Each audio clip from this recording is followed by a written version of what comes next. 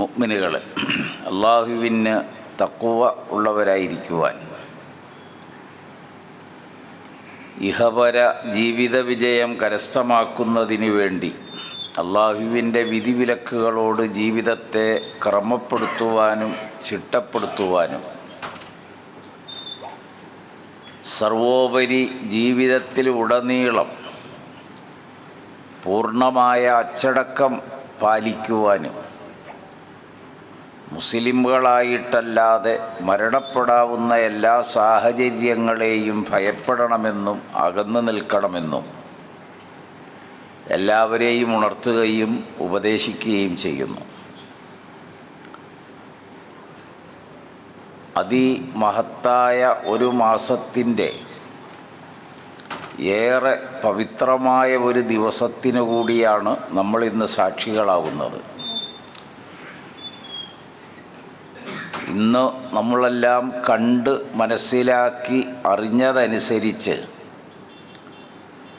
ദുൽഹജ്ജ് 10 ഹാജിമാർ ജംറകളിൽ കല്ലെറിഞ്ഞെയ്യുന്ന അമലിൽ വ്യാപൃതരായിക്കൊണ്ടിരിക്കുന്നു എന്നതാണ് നാം കാണുന്നത്. ഇന്നലെ അഥവാ വ്യാഴാഴ്ച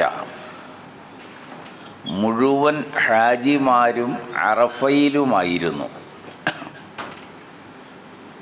കേരളത്തിലിറങ്ങുന്ന വർത്തമാന പത്രങ്ങളെല്ലാം ഇന്ന് കൊടുത്ത മുഖ ചിത്രം അറഫയിൽ ഹാജിമാർ നിൽക്കുകയും സമ്മേളിക്കുകയും പ്രാർത്ഥനയിൽ മുഴുകുകയും ചെയ്യുന്നതിൻ്റെ നേർക്ക് നേരെയുള്ള അടയാളമായിരുന്നു. അഥവാ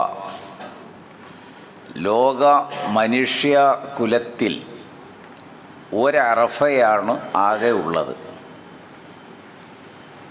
അത് മനുഷ്യവംശത്തിന് ഒന്നടങ്കം ആ അറഫ ബാധകവുമാണ്.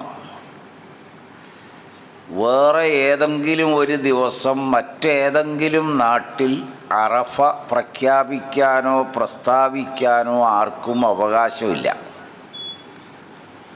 കാരണം നമ്മളങ്ങനെ ചെയ്താൽ അവിടെ ഹാജിമാർ ഒരുമിച്ച് കൂടണമല്ലോ. അതുകൊണ്ട് തന്നെ അള്ളാഹു അവൻ്റെ ദീനിൽ യാതൊരു പ്രയാസവും ഉണ്ടാക്കാത്ത വിധം ലോകത്തുള്ള മുഴുവൻ മനുഷ്യരെയും ഒന്നിപ്പിക്കുന്ന ഏകോപിപ്പിക്കുന്ന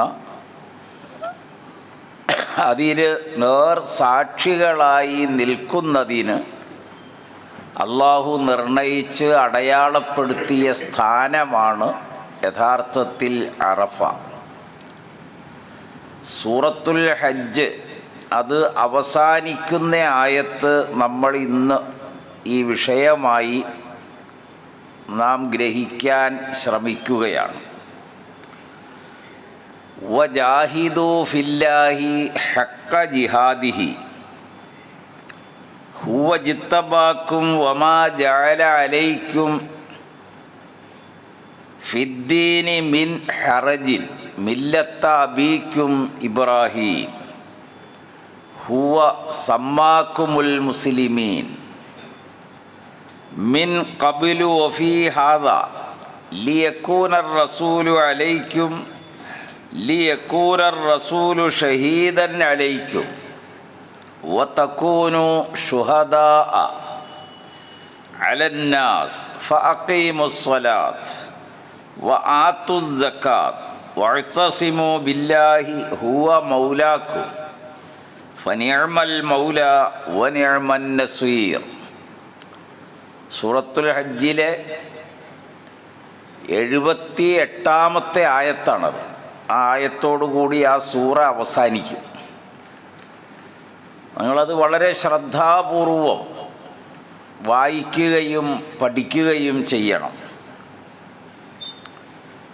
വജാഹിദു ഫില്ലാഹി ഹഖ്ക ജിഹാദിഹി, അള്ളാഹുവിൻ്റെ മാർഗത്തിൽ നിങ്ങൾ പരിശ്രമിക്കുക, പ്രബോധനം നിർവഹിക്കുക. അള്ളാഹുവിൻ്റെ മാർഗത്തിൽ ജനങ്ങളിൽ ഉത്ബോധനം നിർവഹിക്കുക. അത് യഥാവിധി. ഹുവജിത്തബാക്കും, അവനാണ് നിങ്ങളെ തെരഞ്ഞെടുത്തത്. വമാ ജഅല അലൈക്കും ഫിദ്ദീനി മിൻ ഹറജ്, ഈ ദീനിൽ ഒരു പ്രയാസവും അവൻ ആക്കിയിട്ടില്ല, ഒരു വിഷമവും ഈ ദീനിൽ അള്ളാഹു ഉണ്ടാക്കിയിട്ടില്ല. മനുഷ്യവംശത്തിൽ എല്ലാത്തരം ആളുകൾക്കും ജീവിതത്തിൽ പുലർത്താവുന്നതും അനുകരിക്കാവുന്നതും ചെയ്യാവുന്നതും അനുസൃതമായി ജീവിക്കുവാൻ എളുപ്പമായ വഴിയിലാണ് അള്ളാഹു ഈ ദീനിനെ നിങ്ങൾക്ക് നൽകിയിട്ടുള്ളത്. മില്ലത്ത അബീക്കും ഇബ്രാഹിം, നിങ്ങളുടെ പൂർവ്വപിതാവ് ഇബ്രാഹീമിൻ്റെ മാർഗം നിങ്ങൾ പിന്തുടരണം. അത് ഓരോന്നും വിവരിച്ചാൽ എത്രയോ സമയമെടുക്കും. അതിൻ്റെ രത്നച്ചുരുക്കമുണ്ട്. അദ്ദേഹം ഏകനായി ബോധ്യം വന്ന ഒരു വിശ്വാസം നിലനിർത്തുന്നതിന് വേണ്ടി അള്ളാഹുവിൻ്റെ മാർഗത്തിൽ തെരഞ്ഞെടുത്ത് നിയോഗിതനായ പ്രവാചകൻ എന്ന നിലയിൽ ജനങ്ങളോട് സംവദിക്കുകയുണ്ടായി. അദ്ദേഹത്തിന് ബോധ്യം വന്നത് അള്ളാഹു അവൻ മാത്രമാകുന്നു ഇലാഹ് എന്നതാണ്. അത് അടിയുറച്ച ഒരു ഈമാനാണ്. നിങ്ങളുടെ പിതാവിൻ്റെ ചര്യ പിന്തുടരുക എന്ന് പറയുമ്പോൾ ഖുർആൻ ആവശ്യപ്പെടുന്നത് ഈ വിശ്വാസം പുൽകാൻ മനസ്സിനെ പാകപ്പെടുത്തുക എന്നാണ്. അതിന് തക്കതായ നിലയിൽ മനസ്സിനെ മെരുക്കുകയും ഒതുക്കുകയും ഉൾക്കൊള്ളാവുന്ന തരത്തിൽ വ്യാപൃതമാക്കുകയും ചെയ്യേണ്ടതുണ്ട്. അതാണ് ഇബ്രാഹിം നബി അലൈഹിസ്സലാം ചെയ്ത ഒരു കാര്യം. രണ്ട്, അദ്ദേഹം ഒരിക്കലും ജനങ്ങളെ സംഘടിപ്പിച്ചിട്ട് ജനങ്ങൾ നിലവിലുള്ള എതിരാളികളായ മനുഷ്യർ, അതൊരു പക്ഷേ ഭരണകൂടമാകാം, വിവിധ മതവിഭാഗങ്ങളാകാം, അവരോടൊരിക്കലും നേർക്ക് നേരെ പോരിന് അദ്ദേഹം ഇറങ്ങിയില്ല. അദ്ദേഹം അങ്ങനെ ആളുകളോട് ആഹ്വാനം ചെയ്ത് സംഘടിപ്പിച്ച് ഏതെങ്കിലും ഒരു സമൂഹത്തിന് എതിരെ ഇറങ്ങിത്തിരിച്ചില്ല, ഒരായുധമെടുത്തില്ല. ഇബ്രാഹീമിൻ്റെ മില്ലത്ത് ആലോചിക്കുമ്പോൾ അതാണ് നമ്മൾ പഠിക്കേണ്ട രണ്ടാമത്തെ പാഠം. അദ്ദേഹം വളർന്നുകൊണ്ടിരിക്കുന്ന മനുഷ്യവംശത്തിൻ്റെ ബുദ്ധിയെ എങ്ങനെയാണോ ഉണർത്താൻ കഴിയുക, അത് യുക്തിയോടെ തെളിവുകളോടെ ചിന്തകളെ വളർത്തി അവരിലെ അറിവുകളെ ഉയർത്തുന്നതിന് അദ്ദേഹം ശ്രമം നടത്തി. അപ്പോൾ 5000 വർഷം മുൻപ് നമ്മൾക്ക് ഇന്ന് സാധ്യമല്ലാത്ത ക്രമത്തിൽ ബുദ്ധിയോട് സംവദിക്കുക എന്ന പ്രബോധന ശൈലി സ്വീകരിച്ചു. സൂര്യൻ, ചന്ദ്രൻ, നക്ഷത്രാദികൾ, ഈ ഭൗതിക തലത്തിൽ പ്രപഞ്ചത്തിൽ സൃഷ്ടമായ മുഴുവൻ വസ്തുവകകളും ഒരു നിലയിലല്ലെങ്കിൽ മറ്റൊരു നിലയിൽ ആരാധിക്കപ്പെട്ടിരുന്നതാണ്. ആ ആരാധനയുടെ അർത്ഥശൂന്യത അത് അനുവർത്തിക്കുന്നവരോട് സാവകാശം ആലോചിക്കാനാണ് അദ്ദേഹം ആവശ്യപ്പെട്ടത്. നിങ്ങൾ വെറുതെ ഒന്ന് ആലോചിക്കുക, സാവകാശം ഇപ്പോൾ വേണമെന്നില്ല. നാം ചെയ്യുന്ന ഒരാരാധനയുടെ അർത്ഥശൂന്യത നമുക്ക് ബോധ്യം വരണം. അങ്ങനെ ബോധ്യം വന്നിട്ടാണ് അദ്ദേഹം പറഞ്ഞത്, ഇന്നി ദാഹിബുൻ ഇലാ റബ്ബി സയഹ്ദീൻ. അത് അദ്ദേഹത്തിൻ്റെ വഴി അദ്ദേഹം പ്രഖ്യാപിച്ചതാണ്. നിങ്ങളുടെ പിതാവിൻ്റെ വഴി, അതാണ് നമ്മൾ തിരഞ്ഞെടുക്കുക. അപ്പോൾ രണ്ടാമത്തെ അദ്ദേഹത്തിൻ്റെ സുപ്രധാനമായ തീരുമാനം അതാണ്. ജനങ്ങളോട് അറിവ് വളർത്തുന്നതിന് ഉപകരിക്കുന്ന ക്രമത്തിൽ ജ്ഞാനബോധം നൽകി ചിന്തയെയും മനസ്സിനെയും ഉണർത്തി ബുദ്ധിയെ വളർത്തി ചിന്തിക്കുവാൻ പ്രാപ്തമാക്കുക മനുഷ്യവംശത്തെ. ഇതായിരുന്നു അദ്ദേഹത്തിൻ്റെ രീതി. മൂന്നാമതൊരു കാര്യമുള്ളത്, ഇതെല്ലാം വെറുതെ ഇങ്ങനെ നടന്ന് ഈ പ്രബോധനം ചെയ്താൽ പോരല്ലോ, മറിച്ച് അതിനനുസരിച്ച് ജീവിക്കുന്ന ഒരു പ്രതലം വേണം, അതിന് കുടുംബം വേണം. മനുഷ്യരുടെ ഏറ്റവും അധികം മനുഷ്യർ വരികയും പോവുകയും തങ്ങുകയും നിൽക്കുകയും കച്ചവടം നടത്തുകയും ഒക്കെ ചെയ്തിരുന്ന ഇറാഖ് മുതൽ ബൈത്തുൽ മുഖദ്ദസ്, പിന്നീട് വിശുദ്ധ ഹറം, ഈ 3 സ്ഥലങ്ങളെയാണ് അദ്ദേഹം ബന്ധിപ്പിച്ചത്. അതിൽ ബൈത്തുൽ മുഖദ്ദസിൽ അദ്ദേഹത്തിൻ്റെ ഭാര്യയും മകനും ഇസ്ഹാഖ് അലൈഹിസ്സലാം ഉണ്ടായി. വിശുദ്ധ ഹറമിലാകട്ടെ അദ്ദേഹം ഒരു കുടുംബത്തെ സ്ഥാപിച്ചത് മകൻ ഇസ്മായിലിനെയായിട്ടാണ്.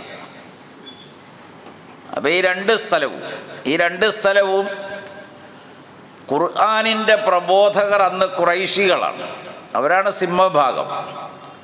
ലി ഈലാഫി ഖുറൈഷ് ഈലാഫിഹിം റിഹ്ലത്തശ്ശിത്താഇ വസ്സൈഫ്. അപ്പോൾ അവരുടെ വേനൽക്കാലവും വർഷകാലവുമുള്ള കച്ചവട യാത്ര, അതിൽ അവർ ഏറ്റവും കൂടുതൽ നാളുകൾ ചെലവഴിക്കുന്ന സന്ദർഭങ്ങൾ ഒന്ന് പേർഷ്യയിലും മറ്റൊന്ന് വിശുദ്ധ ഹറമിൻ്റെ ഭാഗത്തുമാണ്. ഉമ്മുൽ ഖുറ എന്നാണ് മക്കയ്ക്ക് ഖുർആൻ നൽകിയ പേര്. ഉമ്മുൽ ഖുറ എന്ന് പറഞ്ഞാൽ അന്ന് ലോകത്ത് നാഗരികത പ്രാപിച്ച് നിലനിന്നിരുന്ന, വ്യാവസായികമായി വളർന്ന, വാണിജ്യപരമായി വളർന്നിരുന്ന എത്രയധികം പട്ടണങ്ങളുണ്ടോ ആ പട്ടണങ്ങളുടെ എല്ലാം മാതാവ് എന്നാണ് മക്കയ്ക്ക് ഖുർആൻ നൽകിയത്. അതുകൊണ്ടാണല്ലോ ഉമ്മുൽ ഖുറ എന്ന് മക്കയ്ക്ക് പേര് നൽകി. നമ്മുടെ കഥാകാരന്മാർ പറയുന്നത് പോലെ ഒരു പുല്ലും വൈക്കോലും വെള്ളവും ഇല്ലാത്തൊരു നാടൊന്നും ആയിരുന്നില്ല അത്. കാരണം അദ്ദേഹം ഒരു കുടുംബം സംവിധാനിച്ചു. അത് പേർഷ്യയിലെ ബൈത്തുൽ മുഖദ്ദസിലും സ്ഥാപിച്ചു. എന്നിട്ട് അദ്ദേഹം ചെയ്ത പ്രാർത്ഥനയുണ്ട്, റബ്ബനാ വബഅദ് ഫീഹിം റസൂലൻ മിൻഹും. ജനങ്ങളിൽ നിന്റെ ആയത്തുകൾ ബോധ്യപ്പെടുത്തി ഈ മനുഷ്യവംശത്തെ നന്നാക്കി തീർക്കുന്നതിന് ഇറങ്ങിപ്പുറപ്പെടാൻ പാകമുള്ള നബിമാരെ എൻ്റെ മക്കളിൽ നിന്ന് നീ നിയോഗിക്കണം. ഇതായിരുന്നു അദ്ദേഹത്തിൻ്റെ ആവശ്യം. അള്ളാഹു ആവശ്യം നിറവേറ്റി കൊടുത്തു. ഇസ്മായിൽ അലൈഹിസ്സലാം മുതൽ ഇങ്ങോട്ടുള്ള ജനപദങ്ങളും അവർ വളർത്തിയെടുത്ത നാഗരികതകളും അവരധിവസിച്ച ഭൂപ്രദേശങ്ങൾ, അവർ ഭരണം നടത്തിയിരുന്ന രാജ്യങ്ങൾ, ഒപ്പം ധാർമ്മികതയിൽ മനുഷ്യരുടെ മുൻപിൽ നടന്ന് ജീവിച്ച് കാണിച്ച് ലോകത്തോട് യാത്ര പറഞ്ഞ അംബിയാ മുർസലുകൾ, അവരുടെയൊക്കെ പേരെടുത്ത് നോക്കിയാൽ ഇബ്രാഹിം നബിക്ക് ശേഷം മുഴുവൻ നബിമാരും ഒരു നബി ഒഴിച്ച് ബാക്കിയെല്ലാം ഇസ്ഹാഖ് അലൈഹിസ്സലാമിൻ്റെ വംശപരമ്പരയിൽ വന്നതാണ്. ആലോചിച്ച് നോക്കിയാൽ അത് മനസ്സിലാവുക. ആ ദുആയുടെ പ്രത്യുത്തരം എത്ര വലുതായി അള്ളാഹു നിലനിർത്തിയെന്ന്. ഒരു ദുആ സ്വീകരിച്ചിട്ട് അതിൻ്റെ ഫലനം നമ്മെ ബോധ്യപ്പെടുത്തുന്നു. അതെന്തെല്ലാം ഹിക്മത്തിലൂടെ, വഴികളിലൂടെ ചരിത്രം സഞ്ചരിക്കുകയാണ്. അതിലൂടെ ഈജിപ്റ്റ് ഭരണം നടത്തി, പേർഷ്യ ഒന്നടങ്കം ദാവൂദും സുലൈമാനും ഭരിച്ചു. അങ്ങനെ ഓരോ ഭൂപ്രദേശങ്ങളും. ഇങ്ങേയറ്റത്ത് വേറൊരു കുടുംബമുണ്ടായി. ഇന്നി അസ്കൻതു മിൻ ദുരിയത്തി ബിവാദിൻ ഗൈരി ദീ സർഇൻ ഇൻദ ബൈതിക്കൽ മുഹറം. നിന്റെ ആദരണീയ ഭവനത്തിൻ്റെ സ്ഥാനത്ത് എൻ്റെ കുടുംബത്തെ ഞാൻ സ്ഥാപിക്കുന്നു. കൃഷിയോഗ്യമായ സ്ഥലമല്ല ഇത്, കൃഷിയോഗ്യമല്ല. മുള്ളമ്പാറ കുന്നുകളും അതിൻ്റെ താഴ്വരകളും മാത്രം, ഒരു കൃഷിയുമില്ല. അതുകൊണ്ട് തന്നെ കച്ചവടമാണ് അതിൻ്റെ കേന്ദ്രം. റബ്ബനാ ലിയുഖീമുസ്സലാത്ത്, ഞാൻ ഇവിടെ ഇവരെ താമസിപ്പിച്ചത് ഇവർ നമസ്കാരം നിലനിർത്തണം ഹറമിൽ. വജ്അൽ അഫ്ഇദത്തൻ മിനന്നാസി തഹ്വീ ഇലൈഹിം, മനുഷ്യരുടെ മനസ്സ് ഇങ്ങോട്ട് ചായ്ക്കണം, ഇവരിലേക്ക്, ഹാജറയിലേക്ക്, ഇസ്മായിലിലേക്ക്, അവരുടെ ജീവിതത്തിലേക്ക് മനുഷ്യ മനസ്സുകളെ, ലോകമെമ്പാടുമുള്ള മനസ്സിൽ ഒരു പൂതി, ഒരാഗ്രഹം, ഒരു താല്പര്യം ജനിപ്പിക്കണം. അതെത്ര അർത്ഥവത്തായിരുന്നു ആ ദുആ. ആ ദുആയുടെ ഉത്തരം അള്ളാഹുവിൻ്റെ റസൂലിന് ശേഷം ഏതാണ്ട് 15 നൂറ്റാണ്ട് പിന്നിട്ടിട്ടും മുഴുവൻ മുസ്ലിം മനസ്സുകളിലും തളിർത്ത് നിൽക്കുന്ന ഒരാഗ്രഹം കഅബ കാണണമെന്ന് തന്നെയാണ്.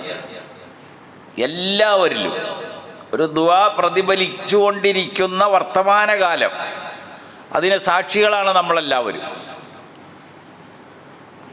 എന്നിട്ട് അദ്ദേഹം അവിടുന്ന് പ്രാർത്ഥിച്ചത്, കൃഷിയോഗ്യമല്ലാത്ത സ്ഥലത്ത് ലോകത്ത് എവിടെയുള്ള ഫലങ്ങളും പഴവർഗ്ഗങ്ങൾ ഭക്ഷ്യമായി ഇവിടെ നീ നൽകണം. അങ്ങനെ അള്ളാഹു നൽകിയ ഒരു നബിയുടെ തലമുറയിലാണ് മറിയം അലൈഹിസ്സലാം ജനിച്ചതും വളർന്നതും. അത് ബൈത്തുൽ മുഖദ്ദസിലാണ്. കുല്ലമാ ദഖല അലൈഹാ സക്കരിയൽ മിഹ്റാബ് വജദ ഇൻദഹാ, സക്കരിയ അലൈഹിസ്സലാം മെഹ്റാബിൽ നമസ്കാരത്തിന് ചെല്ലുമ്പോഴെല്ലാം വളരെ അപ്പോൾ പറിച്ചെടുത്ത് എന്ന് തോന്നിക്കുമാറുള്ള പഴവർഗ്ഗങ്ങൾ ഓരോ ദിവസവും വിവിധ ഇനം അവിടെ കാണാൻ തുടങ്ങി. അപ്പം ചോദിക്കുന്നുണ്ട് ഇത് എവിടെ നിന്നാണെന്ന്. ഒരു ദുആയുടെ ഉത്തരമാണ് ഞാനിപ്പോൾ ഈ പറയണേ. അപ്പോൾ അവൾ പറഞ്ഞു, ഇത് അള്ളാഹുവിൻ്റെ ഭാഗത്ത് നിന്നാണ്. ഇസ്ഹാഖ് നബിയുടെ ഒരു പരമ്പരയാണ് ഇപ്പോൾ ഞാൻ സൂചിപ്പിച്ചത്. ഇവിടുത്തെ ഈ പ്രാർത്ഥന ഇസ്മായിൽ നബി അലൈഹിസ്സലാമിൻ്റെ പരമ്പരയാണ്. ആ പരമ്പരയിലാണ് അള്ളാഹുവിൻ്റെ റസൂൽ ഭൂജാതനായത്. ആ റസൂലാണ് അള്ളാഹുവിൻ്റെ ആവശ്യപ്രകാരം മുൻപ് കഴിഞ്ഞുപോയ ആദം മുതൽ ഇന്നേ വരെയും ലോകത്ത് വന്ന മുഴുവൻ നബിമാരും നിന്ന, അല്ലെങ്കിൽ അവർ ചെയ്ത അമലിൻ്റെ സിരാകേന്ദ്രം അറഫയാണ്. അത് പടച്ചവൻ നിശ്ചയിച്ചതാണ്, നബി സ്ഥാപിച്ചതാണ്, നബി അതിന് സാക്ഷിയായതാണ്. പക്ഷേ ലോകമെമ്പാടുമുള്ള പുരോഹിതർ മാത്രം അത് സമ്മതിക്കില്ല. അതിനൊരു തെളിവാണ് ഈ വർഷം ഇന്ന് പെരുന്നാളാകേണ്ട ദിവസം നാളെ നമുക്ക് എല്ലാവർക്കും ചെയ്യാമെന്ന്. അപ്പോൾ ഇന്ന് അറഫ പിടിച്ചോളാം. ഇവിടെ അറഫയില്ല, മലപ്പുറം ജില്ലയിലും ഇല്ല, കോഴിക്കോട് ജില്ലയിലും ഇല്ല. ഇനി വയനാട് ജില്ലയിൽ പുതിയത് സ്ഥാപിക്കുമോ എന്ന് എനിക്കറിയില്ല. അപ്പം ഞാൻ സൂചിപ്പിച്ച് നമ്മൾ ബോധ്യം വരണോ ഇത് ആദ്യം. അറഫ ആകെ ലോകത്തൊരെണ്ണേ ഉള്ളൂ. അതാണ് അള്ളാഹുവിൻ്റെ റസൂല് നിന്നത്. നബി ആ നിന്നത് മദീനയിൽ നിന്ന് ഹജ്ജിന് വന്നപ്പോഴാണ്. വളരെ പ്രസിദ്ധമായ ഒരു വാക്കുണ്ട്, എൻ്റെ യാത്രയിൽ ഞാൻ ആദമിനെയും നൂഹിനെയും ഇബ്രാഹീമിനെയും മൂസയെയും യൂനുസിനെയും സക്കരിയെയും കണ്ടു. അങ്ങനെ നബിമാരുടെ പേര് പറയാണ്. അവരോടൊപ്പമാണ് ഞാൻ വന്നത്. ഇതിങ്ങനെ രണ്ടാമതൊരിക്കൽ പറയുന്നത് മറിയം താമസിച്ച സ്ഥലത്തുള്ള മെഹ്റാബിൽ നബി ഇമാമത്ത് നിന്നപ്പോഴാണ്. അപ്പം നബി പറഞ്ഞത് മുഴുവൻ നബിമാരും എൻ്റെ പുറകിലുണ്ടെന്നാണ്. ഒരു വലിയ ഒരു കേന്ദ്രീകൃതമായ മുസ്ലിം ഉമ്മത്തിൻ്റെ മാനസിക ഐക്യം മാത്രമല്ല, അവരുടെ ജീവിത ഐക്യം സ്ഥാപിച്ചെടുക്കലാണ് അറഫാന്ന്. അത്രയും പ്രാധാന്യം ആ വിഷയത്തിനുണ്ട്. അത് ഞാൻ നിങ്ങളെ സൂചിപ്പിച്ചെന്നേ ഉള്ളൂ. എന്നിട്ട് പറഞ്ഞു, ഈ ദീനിൽ നിങ്ങൾക്കൊരു പ്രയാസമില്ല. ദീനിൽ ഏത് കാര്യത്തിലൊരു പ്രയാസം തോന്നുന്നു അത് ദീനിൽപ്പെട്ട കാര്യമല്ല. മില്ലത്ത അബീക്കും ഇബ്രാഹിം, നിങ്ങളുടെ പിതാവ് ഇബ്രാഹീമിൻ്റെ ചര്യ അത് പഠിച്ച് ജീവിതത്തിൽ പകർത്തണം. 3 കാര്യം പറഞ്ഞു. 4 സാമൂഹിക ബന്ധമാണ്. സാമൂഹിക ബന്ധം, ആ ബന്ധത്തിൽ ഭരണകർത്താവുണ്ട്, ആ സ്ഥാനത്തോട് അടുത്ത് നിൽക്കുന്ന നേതൃനിരയിലുള്ളവരുണ്ട്. അവരാരും ഇദ്ദേഹത്തിൻ്റെ ശത്രുവല്ല. അള്ളാഹു മാത്രം എൻ്റെ മിത്രം, ഞാൻ നിങ്ങളെ അംഗീകരിച്ച് നിങ്ങൾക്ക് വഴിപ്പെട്ട് നിങ്ങൾ പറയുന്നത് പോലെ ചെയ്യുന്നവനല്ല. പക്ഷേ അവരോട് അദ്ദേഹത്തിൻ്റെ കാലം മുഴുവൻ കയറിച്ചെന്ന് സംസാരിക്കാൻ പറ്റുന്ന തുറന്നിട്ട വാതിൽ ആ അവസ്ഥയിൽ തന്നെ അദ്ദേഹം നിലനിർത്തി എന്നതാണ്. അദ്ദേഹത്തിൻ്റെ വഫാത്ത് വരെയും ഇബ്രാഹിം നബി അലൈഹിസ്സലാമിൻ്റെ എപ്പോഴും കയറിച്ചല്ല അവിടെ. നമ്രൂദ് ഭരണകർത്താക്കളുടെ ഒരു താഴ്വഴിയാണത്. അതിൽ ഓരോന്നിനും പേര് വേറെയാണ്. നമ്രൂദ് എന്നാണ് ആ സ്ഥാനപ്പേര്. അത് നമ്രൂദ് ഒന്നാമനും രണ്ടാമനും മൂന്നാമനും നാലാമനും ഇങ്ങനെ ഒരുപാട് ഭരണകർത്താക്കൾ വന്നിട്ടുണ്ട്. അവരിൽ ഏതാണ്ട് 2ഓളം നമ്രൂദുമാരുടെ കാലഘട്ടത്തിൽ അവരായിട്ട് സംസാരിച്ചു. അപ്പോൾ ചന്ദ്രവിശ്വാസം, സൂര്യവിശ്വാസം ഇത് ലോകത്തെ അടക്കി ഭരിച്ചിരുന്നതാണ്. അത് സോക്രട്ടീസിൻ്റെ എഴുത്തുകളിൽ കാണാം. അങ്ങനെ ലോകത്ത് അന്ന് ക്ലാസിക്കായി നാം മനസ്സിലാക്കുന്ന ഒരുപാട് ഗ്രന്ഥങ്ങളുണ്ട്. അവയിലെല്ലാം ഇത് പ്രതിപാദിച്ചിട്ടുണ്ട്. അതെല്ലാം ആരാധ്യ വസ്തുക്കളാണ്. എത്ര മാന്യമായി, എത്ര ബുദ്ധിപരമായി, സൗമ്യതയിൽ അതിൻ്റെ കുറവുകൾ വല്ലതും ഉണ്ടോ ആ വിശ്വാസത്തിൽ എന്ന് പരതാൻ പ്രേരിപ്പിക്കുകയാണ്. പക്ഷെ അവർക്ക് പിടിച്ചു നിൽക്കാൻ പറ്റാതെ വന്നപ്പോഴാണല്ലോ ഇദ്ദേഹത്തെ ഇല്ലാതാക്കാൻ തീരുമാനിച്ചത്. അള്ളാഹു അദ്ദേഹത്തെ അതിൽ നിന്ന് രക്ഷിച്ചു. ഈ ആയത്ത് അവസാനിപ്പിക്കുന്ന വാക്കതാണ്. സൂറത്തുൽ ഹജ്ജിലെ അവസാന ആയത്ത് അവസാനിപ്പിക്കുന്നത് അങ്ങനെയാണ്. വഅ്തസിമൂ ബില്ലാഹ്, നിങ്ങൾ അള്ളാഹുവിൽ മുറുകെ പിടിക്കുക. നിങ്ങൾ ശരണപ്പെടുന്നത് ശക്തമായിരിക്കണം പടച്ചവനിൽ. ഹുവ മൗലാക്കും, അവനാണ് നിങ്ങളുടെ സ്നേഹിതൻ, രക്ഷകൻ. അള്ളാഹുവിനെ നിങ്ങൾ മുറുകെ പിടിക്കണം, ബലിഷ്ഠമായി വളരെ ശക്തമായി അവലംബിക്കണം. അവനാണ് നിങ്ങളെ സഹായിക്കുന്ന നിങ്ങളുടെ രക്ഷകൻ. ഫനിഅമൽ മൗലാ വനിഅമൻ നസീർ, ഈ രക്ഷകൻ ഏറ്റവും കൂടുതൽ സഹായിക്കുന്നവനുമാണ്. അതുകൊണ്ട് അള്ളാഹുവിനെ മുറുകെ പിടിക്കണം. ഇതാണ് ഈ ആയത്ത് അവസാനിപ്പിക്കുന്ന വാചകം. എന്നിട്ട് പറഞ്ഞത് ഹുവ സമ്മാക്കുമുൽ മുസ്ലിമീൻ, നിങ്ങളെ മുസ്ലിമുകളെന്ന് വിളിച്ചത് അദ്ദേഹമാണ്. അദ്ദേഹം മാത്രമല്ല, മിൻ ഖബലു വഫീ ഹദാ, ഇതിനു മുൻപ് വന്ന എല്ലാ കിതാബുകളിലും അത് പിന്തുടർന്ന് അമ്പിയാക്കളെ പിന്തുടർന്ന് ജീവിച്ച മുഴുവൻ ജനപദത്തെയും മുസ്ലിമുകൾ എന്നാണ് വിളിച്ചത്. ആദം നബിയുടെ ഉമ്മത്തും അതെ. ഇനി ഈ ഖുർആനിലും നിങ്ങളെ വിളിക്കുന്നത് മുസ്ലിമുകൾ എന്നാണ്. എന്താ കാരണം? ലിയകൂന റസൂലു ഷഹീദൻ അലൈക്കും, നിങ്ങൾക്ക് ഈ റസൂല് സാക്ഷിയാകണം. നബിയെ നിങ്ങൾ അംഗീകരിക്കണമെന്നർത്ഥം. മുഹമ്മദ് നബി സല്ലല്ലാഹു അലൈഹി വസല്ലമ മുസ്ലിം ലോകത്തിന് സാക്ഷിയാണ്, തെളിവാണ്, മാതൃകയാണ്, പിന്തുടർച്ച ആവശ്യപ്പെട്ടയാളാണ്. അത് ഖുർആനിൽ ഒരുപാട് സ്ഥലത്തുണ്ട്. നിങ്ങൾ അള്ളാഹുവിനും അവൻ്റെ റസൂലിനും വഴിപ്പെടണമെന്ന്. ആ വഴിപ്പെടണമെന്ന് ചിന്തിക്കുമ്പോഴാണ്, സൂര്യാസ്തമയത്തിന് ശേഷമാണ് ഇന്നലെ അറഫയിൽ ഒരാൾ വന്നതെങ്കിലോ, നബി സൂര്യൻ അസ്തമിക്കുന്നവരെയല്ലേ നിന്നോളൂ, അറഫ അവസാനിക്കുകയല്ലേ. നിങ്ങൾ മനസ്സിലാക്കേണ്ടതാണ് ഇപ്പം ഈ പറയണത്. അപ്പം അന്ന് രാത്രിയാണ്. ആ രാത്രി എന്തു ചെയ്യാം? പിറ്റേ ദിവസത്തെ പുലർച്ചെ ഫജ്ർ വരെയും അറഫയായി പരിഗണിക്കുന്നതാണ്. ഇപ്പം തലേ ദിവസം ഉച്ച കഴിഞ്ഞപ്പോഴാണ് ആരംഭിച്ചത്. നബി അവിടെ നിന്നു. മഗ്‌രിബിനടുത്തപ്പോൾ നബി അവിടെ നിന്ന് ഇറങ്ങി. എന്നിട്ട് മുസ്ദലിഫയിൽ വന്നു. പക്ഷേ നേരം പുലരാറായപ്പോഴാണ് ചില സഹാബികൾ വന്നത്. അവർക്ക് വേവലാതിയായി, ഹജ്ജ് നഷ്ടപ്പെട്ടോന്ന്. മുസ്ലിം കേരളത്തിന് അറഫ നഷ്ടപ്പെട്ടിട്ട് വേവലാതിയില്ല. എന്താ അഭിമാനത്തിലാണ് പറയണത്, ഞങ്ങൾ ഇന്നാണ് അറഫ ഇത്. വളരെ ശ്രദ്ധിക്കേണ്ടതാണിത്. അപ്പം അള്ളാഹുവിൻ്റെ റസൂല് പറഞ്ഞു, അത് ഉമറിൻ്റെ കാലഘട്ടത്തിലും അത് തന്നെയാണ് മറുപടി, ഫത്വ പറഞ്ഞത്. കുഴപ്പമില്ല, ഫജ്റിന് മുമ്പ് അറഫയിൽ നിന്നാൽ മതി. അപ്പോഴും നമ്മളൊരു 2.5 മണിക്കൂറിൻ്റെ വ്യത്യാസം പറയും വിവരമില്ലാത്തവർ. കാരണം 1 നിന്ന് 2ലേക്ക് ജയിക്കാത്ത പണ്ഡിത ലോകം കേരളത്തെ നയിച്ചാൽ എങ്ങനെ ഉണ്ടാവും? ദിവസം മാറുമെന്ന്, ഡേറ്റ് മാറുമെന്ന് നിങ്ങളുടെ ജീവിതത്തിൽ അത് കേട്ടിട്ടുണ്ടാവുമോ? ഇന്ന് വെള്ളിയാഴ്ചയാണ്, എവിടെയെങ്കിലും വെള്ളിയാഴ്ച മാറിയോ എന്നാണ് അന്വേഷിക്കേണ്ടത്. സൗദി അറേബ്യയിൽ അതാണല്ലോ അന്വേഷിക്കേണ്ടത്. മഹാനായ ഇമാം ഷാഫി അലൈഹി റഹ്മ തൻ്റെ ഉമ്മിലും റിസാലയിലും പറഞ്ഞത് മാത്രമല്ല, ഷെയ്ഖ് മുഹിയുദ്ദീൻ നവവി ഷാഫി മദ്ഹബിലെ ഷെയ്ഖുനെയാണ്. അദ്ദേഹത്തിൻ്റെ തീർത്ത അഭിപ്രായം, അദ്ദേഹത്തിൻ്റെ ഫത്വ, ഖളാ,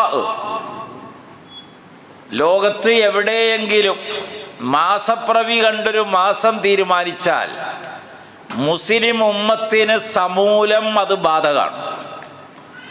അത് മഗ്രിബ് മൊറോക്കോയിലാണെങ്കിലും മഷ്രിഖ് കിഴക്ക് ഇങ്ങേ അറ്റത്താണെങ്കിലും പേർഷ്യയിലുള്ളവർക്കാണെങ്കിലും വൻകരകളിൽ ജീവിക്കുന്നവരാണെങ്കിലും ഏതെങ്കിലും ഐലൻഡുകളിലുള്ളവരാണെങ്കിലും മുസ്ലിം ഉമ്മത്ത് എവിടെയൊക്കെ ഉണ്ടോ അവർക്കെല്ലാം അത് ബാധകമാകുന്നു. കഴിഞ്ഞ 8 ദിവസം മുമ്പ് ദുൽഹജ്ജ് 1 ഇന്ന ദിവസമാണെന്ന് ലോകം മുഴുവനും പറഞ്ഞു. അപ്പം നമ്മളല്ലാത്തവരും പറഞ്ഞു, കാരണം എല്ലാവരും ഇത് വായിച്ചുകൊണ്ടിരിക്കുക, പഠിച്ചുകൊണ്ടിരിക്കുകയാണ്. അപ്പം അതുകൊണ്ടൊരു 700 കോടി മനുഷ്യർ പറഞ്ഞു. നമ്മുടെ പുരോഹിതന്മാർ മാത്രം അറിയില്ല. അവർ പറഞ്ഞു ഇന്നൊന്നല്ല, നാളെയാണൊന്ന്. അങ്ങനെ ആയല്ലോ. അപ്പം ഞാൻ ഇത്രയും സൂചിപ്പിച്ചത് ഇബ്രാഹിം നബി അലൈഹിസ്സലാം 5000 കൊല്ലം മുമ്പാണ് ബുദ്ധിയോട് സംസാരിക്കുകയാണ്, ചിന്തയോട്, ആലോചനകളോട്, അറിവുകളോട്, ബോധ്യങ്ങളോട് അദ്ദേഹം വീണ്ടും വീണ്ടും സംസാരിക്കുകയാണ്. അപ്പോൾ സൂര്യ, ചന്ദ്ര, നക്ഷത്രാദികൾ, ഈ ഭൂതലത്തിലുള്ള കടലും കടലാടിയും മലകളും വായുവും കാറ്റും അഗ്നിയും അങ്ങനെ എന്തൊക്കെയുണ്ടോ എല്ലാത്തിനോടുമുള്ള മനുഷ്യരുടെ അടങ്ങാത്ത ബന്ധത്തെ ചോദ്യം ചെയ്യുകയാണ്. നിങ്ങൾ പതുക്കെ ആലോചിച്ചിട്ട് തീരുമാനിച്ചാൽ മതി. അള്ളാഹുവിനെ നിങ്ങൾ മുറുകെ പിടിക്കണം, അവൻ ഏറ്റവും നന്നായി സഹായിക്കും, അവനല്ലാതെ ഈ ലോകത്ത് സഹായമില്ല. ഇത് സ്ഥാപിച്ചത് 7 സുപ്രധാനമായ കാര്യങ്ങൾ ജീവിതത്തിൽ പകർത്തിയിട്ടാണ്. അതെല്ലാം ഇവിടെ പറയുകയല്ല, 3 ഞാൻ പറഞ്ഞു. അള്ളാഹു ഇബ്രാഹിം നബി അലൈഹിസ്സലാമിൻ്റെ മില്ലത്ത് മനസ്സിലാക്കി ഉൾക്കൊണ്ട് ജീവിക്കാനുള്ള തൗഫീഖ് നാം ഏവർക്കും നൽകി അനുഗ്രഹിക്കുമാറാകട്ടെ.